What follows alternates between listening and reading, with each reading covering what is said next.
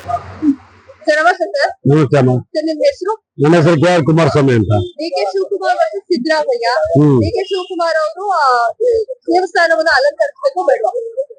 ಈಗ already DK Shivakumar CM ಆಗ್ಬೇಕು ಅಂತ ಓಡಾಡ್ತಾ ಇದ್ದಾರೆ. ಆಲ್ರೆಡಿ ಸಿದ್ದರಾಮಯ್ಯ ಸಿಎಂ ಆಗಿದ್ದಾರೆ. ಆದ್ರೆ ಹೈಕಮಾಂಡ್ ಮಧ್ಯೆ 2.5 ವರ್ಷ ಅಂತ ಹೇಳ್ಬಿಟ್ಟು ಒಪ್ಪಂದ ಆಗಿದೆ ಅಂತ ಗುಸು ಎಲ್ಲ ಮಾಧ್ಯಮಗಳಲ್ಲಿ ಬರ್ತಾ ಇದೆ. ಇದು ಆಗಿದೆಯಾ ಇಲ್ವಾ ಅನ್ನೋದು ಲಕ್ಷ ಪ್ರಶ್ನೆಯಾಗಿ ಉಳ್ಕೊಂಡಿದೆ. ಆಗಿದ್ರೆ ಅಕಸ್ಮಾತ್ ಏನಾದ್ರು ಆಗಿದ್ರೆ ಡಿ.ಕೆ ಶಿವಕುಮಾರ್ಗೆ ಸಿದ್ದರಾಮಯ್ಯ ಅವರು ಬಿಟ್ಕೊಡ್ಬೇಕು. ಇಲ್ಲಾಂದ್ರೆ ಏನಾಗುತ್ತೆ, ವಚನ ಭ್ರಷ್ಟ ಅದು ಇದು ಅಂತೇಳಿ ಕಾಂಗ್ರೆಸ್ಗೆ ಬ್ಯಾಡ್ ನೇಮ್ ಬರುತ್ತೆ. ಅರ್ಥ ಮಾಡಿ, ಇಂಥ ಕೆಲ್ಸಕ್ಕೆ ಆಗ್ಬಾರ್ದು ಅಂದ್ರೆ ಸಿದ್ದರಾಮಯ್ಯ ಅವರು ಬಿಟ್ಕೊಟ್ರೆ ಒಳ್ಳೇದೇ. ಇಲ್ಲ ಮಾಡ್ಲಿಲ್ಲ ಅಂದ್ರೆ ಸಿದ್ದರಾಮಯ್ಯ ಮುಂದೆ ನಮ್ಗೇನು ಅಭ್ಯಂತರ ಇಲ್ಲ. ನಮ್ಗೆ ಅವರಾಗಬೇಕು ಇವರಾಗಬೇಕು ಇರಲಿಲ್ಲ. ಆದ್ರೆ ಎಲ್ಲೋ ಒಂದು ವೋಟ್ ರಾಜಕೀಯಕ್ಕಾಗಿ ಜಾತಿಗೆ ತರಬೇಡಿ. ಜಾತಿಗೆ ಮತ್ತೆ ವೈರಾಗ್ಯ ಮತ್ತು ಒಂಥರ ಅಸಹ್ಯ ಹುಟ್ಟಂತ ಕೆಲಸ ಮಾಡಬೇಡಿ. ಈಗ ಹೈಕಮಾಂಡ್ ಮಧ್ಯಪ್ರವೇಶ ಮಾಡ್ಬೇಕಾಗಿತ್ತು, ಬಟ್ ಹೈಕಮಾಂಡ್ ಯಾಕೋ ಹಿಂಜರಿತಾ ಇದೆ. ಯಾಕಾಗಿರ್ಬೋದು? ಅದು ನಮ್ಗೆ ಅರ್ಥವಾಗಿದೆ ಅಂತ ಪದ. ಯಾರು ಮಾಡ್ಬೇಕು? ಸುಜೇವಾಲ ಅವ್ರು ಮಾಡ್ಬೇಕಾ, ವೇಣುಗೋಪಾಲ್ ಅವ್ರು ಮಾಡ್ಬೇಕಾ, ಇಲ್ಲ ರಾಹುಲ್ ಗಾಂಧಿ ಅವ್ರು ಮಾಡ್ಬೇಕಾ, ಸೋನಿಯಾ ಗಾಂಧಿ ಅವ್ರು ಮಾಡ್ಬೇಕಾ, ಖರ್ಗೆ ಸಾಹೇಬ್ ಮಾಡ್ಬೇಕಾ, ಪ್ರಿಯಾಂಕಾ ವಾದ್ರಾ ಮಾಡ್ಬೇಕಾ?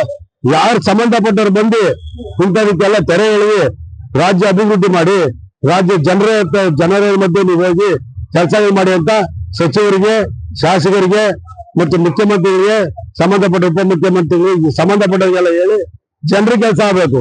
ಇಲ್ಲಾಂದ್ರೆ ಬಿಹಾರ್ ಅಲ್ಲಿ ಆಯ್ತಲ್ಲ, ಆ ಫಲಿತಾಂಶ ಇಲ್ಲಾದ್ರೆ ನೋವು ತಿನ್ಬೇಕಾಗುತ್ತೆ ಇವತ್ತು ದಿವಸ.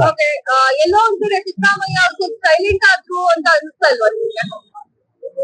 ಸಿದ್ದರಾಮಯ್ಯ ಸೈಲೆಂಟ್ ಆದ್ರು ಲೇಬರ್ ಆದ್ರಕ್ಕಿಂತ ಮುಖ್ಯವಾಗಿ ನಮ್ಗೇನಾಗಬೇಕು, ಇದಕ್ಕೆ ತೆರೆ ಎಳಿಬೇಕು.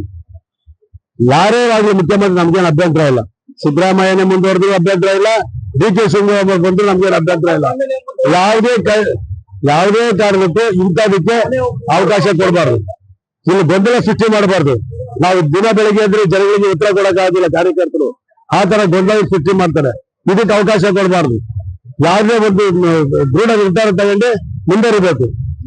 ನಮ್ಗೇನು ಡಿ.ಕೆ ಶಿವಕುಮಾರ್ ಅವರು ಪಾಪ ಪಕ್ಷ ಕಟ್ಟಿದ್ದಾರೆ, ಅವರು ರಾಜ್ಯಾಧ್ಯಕ್ಷರಾಗಿ ದುಡಿದಿದ್ದಾರೆ, ಆಗ್ಲಿ ತೊಂದರೆ ಏನಿಲ್ಲ. ಯಾಕಾಗಬಾರ್ದು?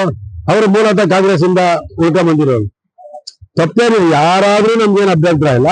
ಆದ್ರೆ ಡಿ.ಕೆ ಶಿವಕುಮಾರ್ ಒಳ್ಳೆಯದೇನೆ, ರಾಜ್ಯಕ್ಕೆ ಏನು ತೊಂದರೆ ಏನು ಇಲ್ಲ ಅನ್ನೋದು ನಮ್ಮ ಅನಿಸಿಕೆ. ಯಾಕಂದ್ರೆ ಸಿದ್ದರಾಮಯ್ಯರಿಗೆ ದೊಡ್ಡ ಮಟ್ಟದ ಗೌರವ ಬರುತ್ತೆ ಅವಾಗ, ವಚನ ಭ್ರಷ್ಟರಾಗ್ಲಿಲ್ಲ ಅಂತ.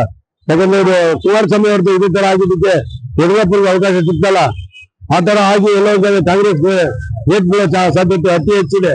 ಅದ್ರನ್ನ ಡ್ಯಾಮೇಜ್ ಕಂಟ್ರೋಲ್ ಮಾಡ್ಬೇಕು ಇವರು. ಅಲ್ಲಿಂದ ಇದೆ ಅಲ್ಪಸಂಖ್ಯಾತರು, ಹಿಂದುಳಿದ ಇದೆ, ಇದಾಗೋದಿಲ್ಲ. ವಚನ ಭ್ರಷ್ಟತೆ ರಾಜ್ಯದಲ್ಲಿ ಅದ್ರ ಅಲೆ ದೊಡ್ಡ ಮಟ್ಟದಲ್ಲಿ ಏಟ್ ಬೀಳುತ್ತೆ. ನಮ್ಮ ರಾಜ್ಯ ಜನ ಸ್ವಾಭಿಮಾನಿಗಳು ಜಾಸ್ತಿ.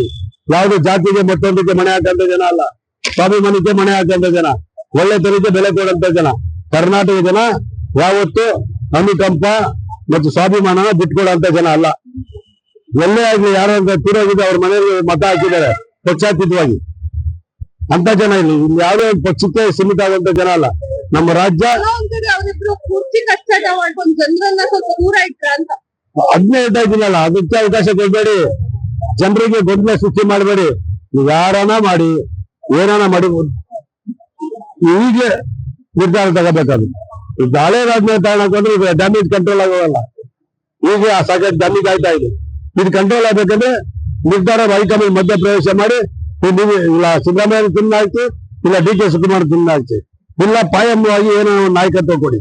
ಇಲ್ಲಾಂದ್ರೆ ಇದು ಗೊಂದಲ ಸೃಷ್ಟಿಯಾಗಿ ಬಣ್ಣ ರಾಜಕೀಯ ಜಾಸ್ತಿ ಆಗಿ ಮನೆ ಒಂದು 3 ಭಾಗದಲ್ಲಿ ಆದಾಗ ಸಮಸ್ಯೆಗಳು ಜಾಸ್ತಿ ಆಗುತ್ತೆ. ಇದಕ್ಕೆ ಅವಕಾಶ ಕೊಡಬೇಡಿ ಅಂತ ನಾವು ಹೇಳ್ತೀವಿ. ಮಂಜು ಅಂತ. ಸರ್, ಈಗ ಡಿ.ಕೆ ಶಿವಕುಮಾರ್ ಡಿ.ಕೆ ಶಿವಕುಮಾರ್ ಅವರಿಗೆ ಸಿಎಂ ಸ್ಥಾನ ಕೊಡ್ಬೇಕು ಬೇಡವಾ? ಇದೇ ಒಂದು ಅವಧಿಯಲ್ಲಿ ಕೊಡ್ಬೇಕು ಮೇಡಮ್. ಯಾಕೆ ಕೊಡ್ಬೇಕು ಅಂದ್ರೆ, ಸಿದ್ದರಾಮಯ್ಯ ಅವರು ನಮ್ಮ ರಾಜ್ಯದ 2 ಸತಿ ಮುಖ್ಯಮಂತ್ರಿಗಳಾಗಿದ್ದಾರೆ. ಆಮೇಲೆ ಅವರು ಕೊಟ್ಟ ಮಾತನ್ನ ನಡೆಸ್ಕೊಂತಾರೆ ಅಂತ ಒಂದು ಮಾತಿದೆ. ಕೊಡ್ಲಿಲ್ಲ, ಉಳಿಸ್ಕೊಳ್ಳಿಲ್ಲ ಅಂತ ಅಂದ್ರೆ ಕುಮಾರಸ್ವಾಮಿ ವಚನ ಭ್ರಷ್ಟರಾದ್ರು ಅಂತ ಒಂದು ಮಾತಿದೆಯಲ್ಲ, ಅದೇ ಮಾತು ಸಿದ್ದರಾಮಯ್ಯ ಅವ್ರಿಗೂ ಉಳ್ಕೊಂಡ್ಬಿಡುತ್ತೆ. ಲೈಫ್ ಟೈಮು ಸಿದ್ದರಾಮಯ್ಯ ಅವರು ವಚನ ಭ್ರಷ್ಟರು ಅಂತ ಹೇಳ್ಕೊಂಡು ತಿರುಗ್ತಾರೆ. ಅದೆಲ್ಲ ಬೇಡ, ಸಿದ್ದರಾಮಯ್ಯ ಅವ್ರಿಗೆ ಬ್ಲಾಕ್ ಮಾರ್ಕ್ ಬರಬಾರ್ದು ಅಂದ್ರೆ ಕೊಟ್ಬಿಡ್ಬೇಕು.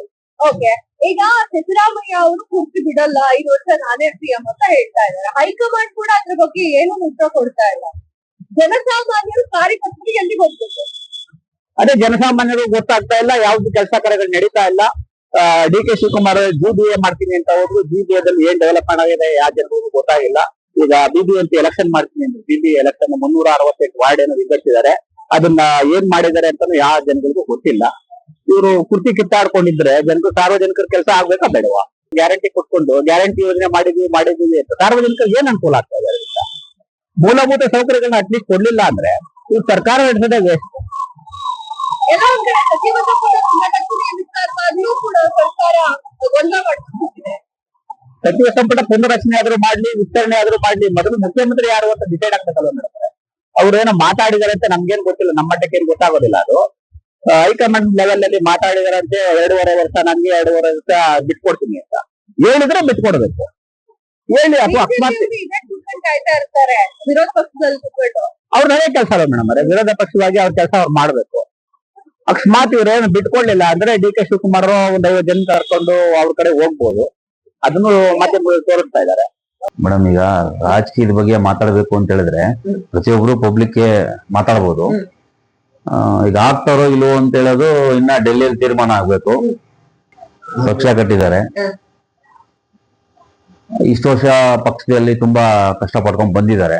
ಮೊದ್ಲಿಂದಾನು ಸುಮಾರು ವರ್ಷಗಳಿಂದ ಅವರು ಗ್ರೌಂಡ್ ವರ್ಕ್ ಮಾಡ್ಕೊಂಡ್ ಬಂದಿದ್ದಾರೆ ಮೇಡಮ್. ಈಗ ಒಂದ್ ಲೆಕ್ಕದಲ್ಲಿ ಅವ್ರು ಕೊಡ್ಬೇಕು, ಏನ್ ಮಾಡ್ತಾರೋ ಗೊತ್ತಿಲ್ಲ ಮೇಡಮ್. ಒಟ್ಟಲ್ಲಿ ಅಡುಗೋಡೆ ಮೇಲೆ ದೀಪ ಅನ್ನಂಗೆ.